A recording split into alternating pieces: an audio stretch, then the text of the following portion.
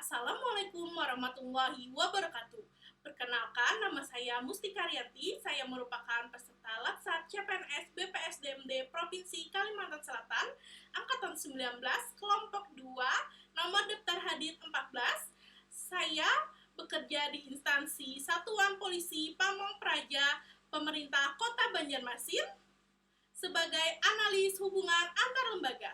Berikut ini saya ingin mempresentasikan tugas agenda 3 dari tutor saya, Bapak Ahmad Riyadi, MPSI Psikolog.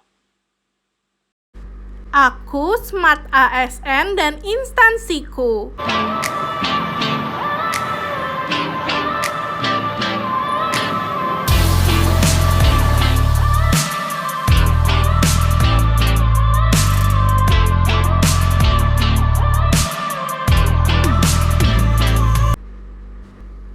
Satuan Polisi Pamong Praja merupakan salah satu satuan kerja perangkat daerah SKPD pemerintah Kota Banjarmasin yang beralamatkan di Jalan KS Tubun nomor 177 Banjarmasin. Satuan Polisi Pamong Praja atau yang dapat kita singkat menggunakan Satpol PP berkedudukan sebagai pembantu kepala daerah dalam menegakkan perda, penyelenggaraan ketertiban umum, dan ketentraman masyarakat di setiap provinsi dan kabupaten atau kota. Satpol PP mempunyai tugas menegakkan perda, menyelenggarakan ketertiban umum dan ketentraman masyarakat, serta perlindungan masyarakat.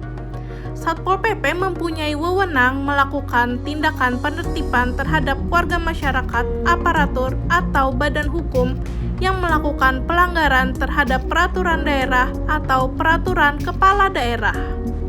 Satpol PP mempunyai visi mewujudkan Satuan Polisi Pamong Praja Kota Banjarmasin sebagai satuan kerja perangkat daerah SKPD garda terdepan dalam penegakan peraturan daerah. Sedangkan misinya yaitu 1. Menumbuhkan peran serta masyarakat dalam bidang ketentraman dan ketertiban umum serta perlindungan masyarakat. 2. Melaksanakan tindakan represif non-yudisial terhadap masyarakat dan badan hukum yang melanggar peraturan daerah dan peraturan kepala daerah serta yang mengganggu ketentraman dan ketertiban umum. Dalam menjalankan tugasnya, Satpol PP mempunyai moto 1. Senyum, sapa, dan salam. 2. Santun tapi tegas. 3. Tegas tidak harus keras. 4. Keras tidak harus kasar. Berikut struktur organisasi pada Satuan Polisi Pamong Praja. Satuan Polisi Pamong Praja dikepalai oleh Bapak Ahmad Mujain SOS MA dan Bapak Sekretaris Dani Matera Saputra SSTP MSI. Kemudian ada Kasubag Umpek, Kasubag Keuangan, Kasubag Perencanaan, dan beberapa bidang yang ada pada Satuan Polisi Pamong Praja yaitu Kabid Pembinaan Masyarakat, Kabid Ketertiban Umum dan Ketentraman Masyarakat, Kabid Penegakan Perda, dan Kabid Perlindungan Masyarakat. Di mana saya sendiri sebagai analis hubungan antar lembaga berada pada bidang penegakan perda.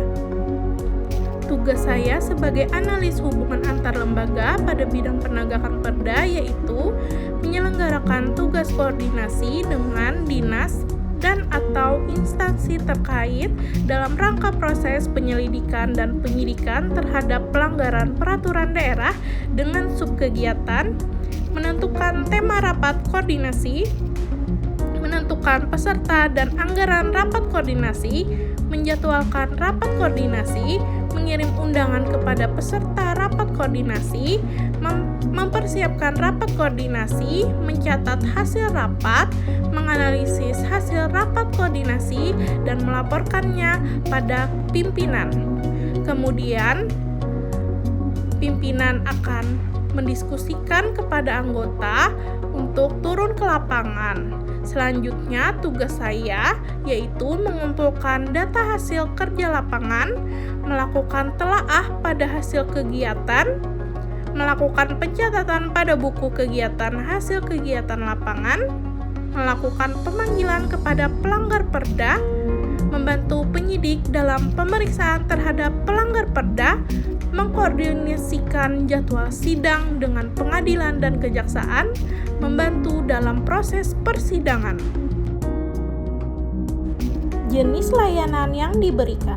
Sebagai penyelenggara rapat koordinasi, maka jenis layanan yang diberikan berupa 1.